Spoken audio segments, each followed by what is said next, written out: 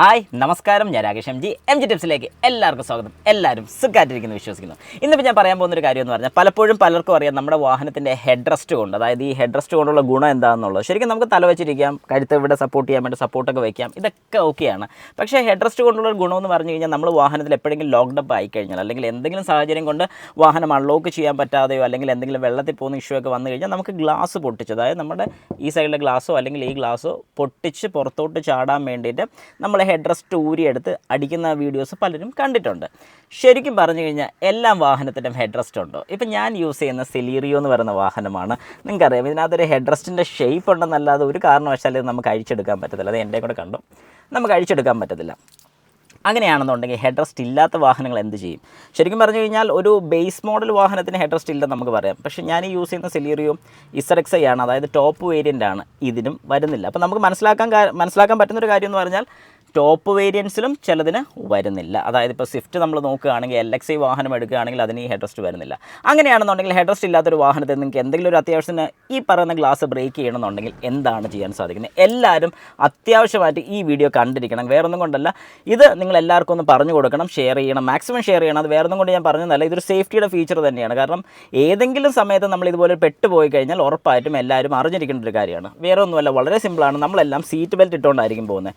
പിന്നെ ഈ head റെസ്റ്റിൻ്റെ case കേട്ട് ഞാൻ അത്രയും സാറ്റിസ്ഫൈഡ് അല്ല. കാരണം എന്താണെന്ന് പറഞ്ഞാൽ, നമ്മളിങ്ങനെ ഇരിക്കുന്ന സമയത്ത് പെട്ടെന്ന് വെള്ളത്തിലോ വല്ലതും പോയി കഴിഞ്ഞാൽ ഒരിക്കലും നമുക്ക് പെട്ടെന്ന് ഈ ഒരു ഹെഡ് റെസ്റ്റ് ഊരിയെടുക്കുക എന്ന് പറയുന്നത് അത്ര സിമ്പിളായിട്ടുള്ളൊരു കാര്യമല്ല.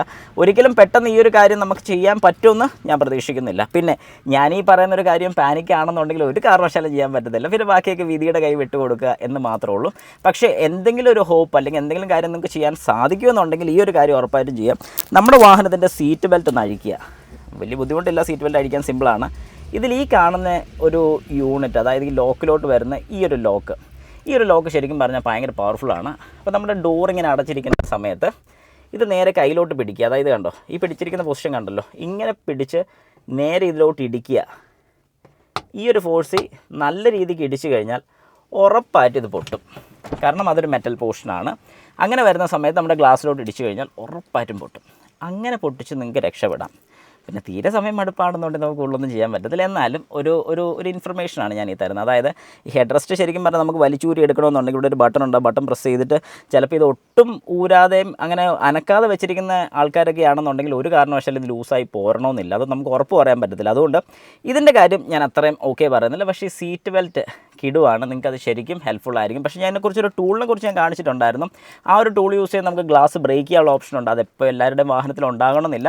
അതുകൊണ്ടാണ് ഞാൻ ആ ടൂൾ പറയാത്തത്. ഇനി അത് ടൂൾ കാണണമെന്ന് ആഗ്രഹമുണ്ടെങ്കിൽ ഈ വീഡിയോയുടെ ഏറ്റവും അവസാനം ഞാൻ എൻ്റെ വീഡിയോയുടെ ലിങ്ക് കൊണ്ട് ഇട്ടേക്കാം, ജസ്റ്റ് ഒന്ന് കണ്ടു നോക്കുക.